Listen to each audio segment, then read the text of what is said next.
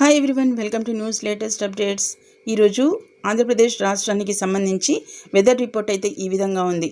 ఇక వివరాల్లోకి వెళ్లే ముందు మన ఛానల్ని ఎవరైనా ఫస్ట్ టైం విజిట్ చేస్తున్నా లేదా ఇంకా సబ్స్క్రైబ్ చేసుకోకపోయినా వెంటనే సబ్స్క్రైబ్ చేసుకోండి. ఎందుకంటే గవర్నమెంట్ నుంచి వచ్చిన లేటెస్ట్ అప్డేట్స్ అలాగే వెదర్ రిపోర్ట్స్ మిగిలిన అంశాలకి సంబంధించి ఎటువంటి లేటెస్ట్ ఇన్ఫర్మేషన్ అయినా ముందు మన ఛానల్లో పోస్ట్ చేయడం జరుగుతుంది.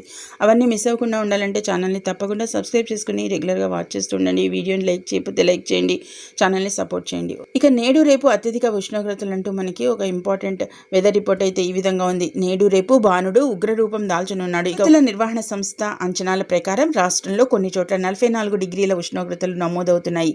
అనంతపురం డిస్టిక్కి సంబంధించి 41 నుంచి 43 డిగ్రీలు, అలాగే పల్నాడు ఎన్టీఆర్ జిల్లాలో 41 డిగ్రీల నుంచి 44 డిగ్రీలు, అంతేకాకుండా ఇక శ్రీకాకుళం, విజయనగరం, పార్వతీపురం, మన్యం, కాకినాడ, తూర్పుగోదావరి జిల్లాల్లో 41 నుంచి 45 డిగ్రీల ఉష్ణోగ్రతలు నమోదయ్యే అవకాశాలున్నాయి.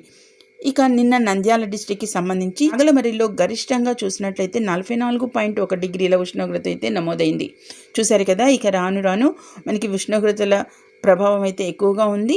ఉష్ణోగ్రతలే తీవ్రంగా పెరుగుతున్న నేపథ్యంలో, అత్యధిక ఉష్ణోగ్రతలు అయితే పెరుగుతున్న నేపథ్యంలో ఇక ప్రజలైతే అప్రమత్తంగా ఉండాలన్నట్లుగా మనకి ఐఎండీ అయితే సూచించడం అనేది జరుగుతుంది. ఈ నేపథ్యంలో అయితే ప్రజలైతే తగు జాగ్రత్తలు అనేవి తీసుకొని ఇక అత్యవసర పరిస్థితుల్లో తప్ప బయటకైతే వెళ్ళకూడదు అన్నట్లుగా సూచించడం అనేది జరిగింది. అలాగే ఇక చిన్నపిల్లలు, వృద్ధులు, గర్భిణీ స్త్రీలు, బాలింతలు అనేవి వారు తరచుగా హైడ్రేట్ బారిన పడకుండా అయితే తరచుగా ఓఆర్ఎస్ ద్రావణాన్ని అయితే, కొబ్బరి నీళ్ళని అయితే తీసుకోవాలన్నట్లుగా కూడా సూచించడం అనేది జరిగింది. ఫ్రెండ్స్, ఇది ఇక మెయిన్ ఇంపార్టెంట్గా వచ్చిన వెదర్ రిపోర్ట్. మరిన్ని ఇలాంటి లేటెస్ట్ అప్డేట్స్ కోసం ఛానల్ని సపోర్ట్ చేయండి. Okay, thank you for watching.